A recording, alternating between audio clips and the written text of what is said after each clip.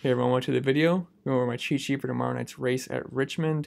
Now, NASCAR races are usually on Sunday afternoon, but this time it's going to be on Saturday night at 7:30, so that's why this video is out a day earlier, so don't forget to set your lineups if you already have them reserved.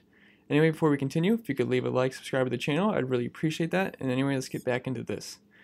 So the track is Richmond Raceway. It's 3/4 miles. It's a 0.7 mile track and 400 laps long. So last week we had 500 laps. This week we have 400. So it's still a lot of Dominator points to go around, about 300 of them. And some strategy and tips for this racetrack. Inspection will be tomorrow. And if they do fail, they're going to end up being scored as they were starting in the rear. So these can change. So if we have someone that's starting up front and I don't like them and I have them listed as fade. So let's say Austin Dillon, he's starting 8th and he goes to the back and he's end up being scored as like 37th. That's going to make him an autoplay. So just be on the lookout for whoever fails inspection tomorrow. Just be on the lookout on Twitter. And anyway, so we have 300 Dominator points available. So Dominator points are going to be king again. So it's going to be really important in your lineup.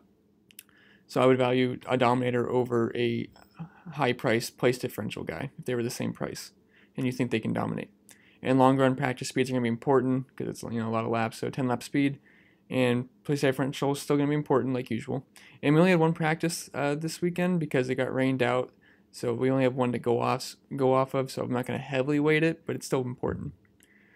So anyway, let's get into the cheat sheet. Our Dominators, I have number 1 at Kevin Harvick. He's going to be on the pole this week. I was really hoping Kyle Busch would get it just to make life easier.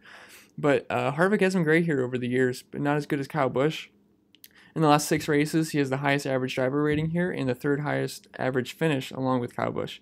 He was 2nd in not final practice, there was only one practice, but in the 10 lap and just behind Kyle Busch. Kyle Busch was 1st.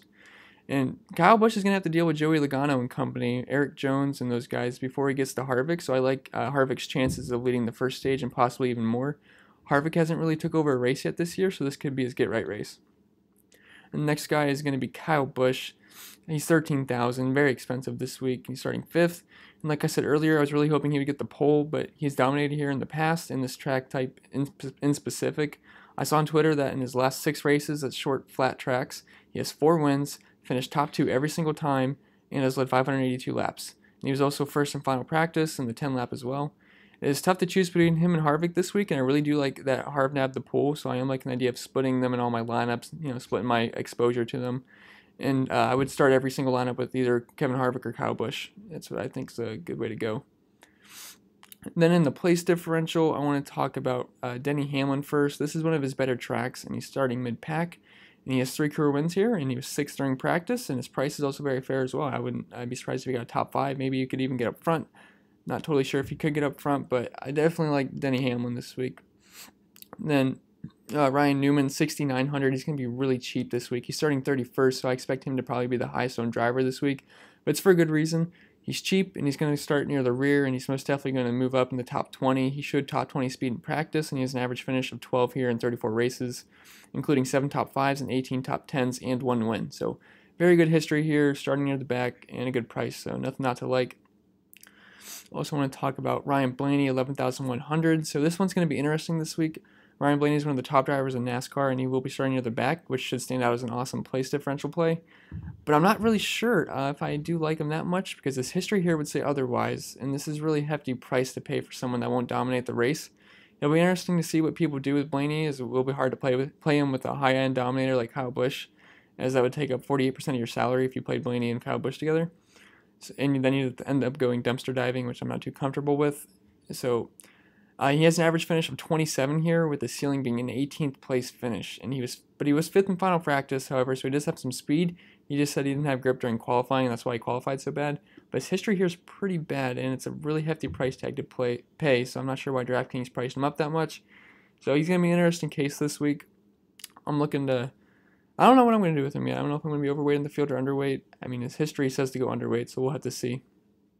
Then I want to talk about Clint Boyer, 8,600. He's starting 21st. He didn't show the speed in practice, but this has been a good track for him with an average finish of 13, which is, I believe, top 10 out of all the drivers. Starting 21st, so I like his chances to finish in the top 12, top 10, and deliver a solid performance at a decent price. Then Aric Almirola, 7,700. Again, I'm not sure what DraftKings was thinking about this price, probably because of his past 2 bad races.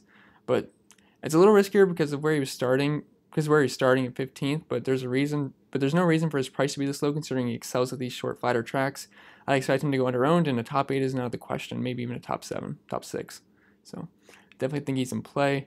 And William Byron, 6,700, starting 19th. I love this price for him, and he will have some decent place differential upside as well, and he was 7th in practice. So I definitely think he can move up, and he's really cheap too. And Matthew DiBenedetto, 6,800, starting 27th. His history is bad here, but that's also because he was in really bad equipment, and he's taken a massive leap forward this year as he's in the 95 car, which is a lot better than when he was driving. His practice was also pretty bad, but I'm going to side with him getting a top 20 this week. Then for the cheapos, I like Ty Dillon. He's starting 30th, 6,100. He's a guy I've been using a lot this year, and he's delivered some very solid performances. He has an average finish of 24 here, and he was 11th in practice, so he does have some speed this week. Then Ross Chastain, another guy we play a lot, 6,000, 37th. Starting dead last, he didn't make a qualifying lap just like last week, but he's usually good for 20 points. They're hiking his price up a little bit though, but I still think he's in play. He's pretty safe. He can only move up. And the fades are going to be Austin Dillon. He's starting 8th. I think he's only going to move down. Chris Buescher, he's going to be starting 11th, and I think he's only going to drop down. I know he's really fast in practice, but I just don't see it happening. And then Matt Tifft, he's starting 20th. I know he's got to be usually like to play, but starting a little bit too far for me. And then we'll go over, I'll just scroll down for the practice if you want to see it. As I said, I'm not weighing practice too heavy this week, just because there was one, and it was wet all weekend. But yep, there's practice. That's going to be it for the video, guys. If you have any questions, feel free to comment below. You can follow me on Twitter at cpen_16. That's with 2 N's. And if you have any questions, comment below. And leave a like, subscribe to the channel. I really appreciate that. And good luck tomorrow.